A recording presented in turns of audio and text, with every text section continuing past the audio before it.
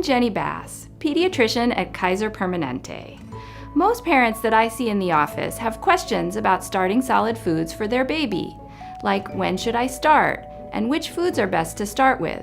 What about food allergies, and will nursing or bottle feeding change? So let's talk about it. Somewhere between 4 and 6 months of age, or when your baby is showing signs of being ready, you'll want to start pureed foods. Babies don't need anything other than breast milk or formula up to 4 months of age. Have your baby sit with you while you are eating and look for the following signs of being ready.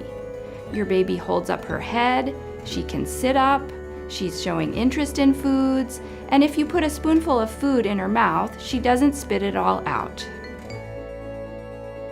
Any food can be a first food. Cooked vegetables, cereals, and soft fruits are good ones to start with. And meats, cottage cheese, and yogurt are also good. Whatever you choose, most babies do best with a very smooth texture. All babies should be fed from a spoon or from your finger.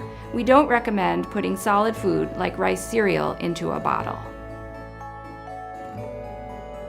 Many families offer breast milk or formula, and then some solid foods, and then more breast milk or formula. Start with just a couple of teaspoons each time. Increase to about a quarter cup of food 2 to 3 times per day during the first couple of months that you are introducing foods. The process is messy, so be ready. Is your baby eagerly moving toward the spoon and opening her mouth? Does she fuss when you take too long between spoonfuls? Then she's hungry. Keep on feeding. Is she turning her head away, spitting food out, or putting her hand over her face? Then your baby is full. Stop feeding and put the food away. Make sure you honor your baby's hunger and fullness so she learns to eat just what she needs. Don't get pushy or you'll spoil the fun for both of you. Introduce new foods one at a time so that if your baby has a reaction, you will have a good idea of what caused it. It's fine to add a new food every 3 to 4 days, and the latest research says it's okay to include peanut butter, fish, and eggs before 12 months of age. If your baby is allergic to a food, you will likely know by the second or third time you feed it to her.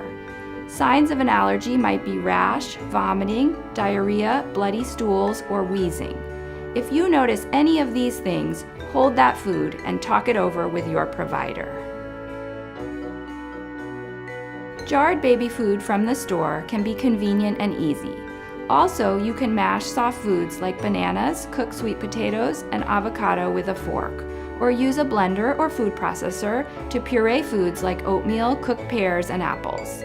At the beginning, mix in breast milk or formula to make it thin and easy to swallow. Babies and toddlers may take 20 or more times trying a new food before they start to accept it. So don't assume if your baby pushes a food away that she will never like it. Sometimes mixing a favorite or familiar food with a new food will make it easier. Babies who experience a wide variety of tastes and textures early in life will continue to eat and enjoy a wider variety of foods as they get older. It's important to remember that introducing solid foods at this point is not about getting lots of food into your baby. It's about helping her learn to love different foods and different textures. Breast milk or formula is still the main source of nutrition until 8 or 9 months of age. Continue to feed on demand and expect at least 4 to 6 breast or bottle feedings per day. Most babies will go 3 to 4 hours between feedings, and many will sleep through the night.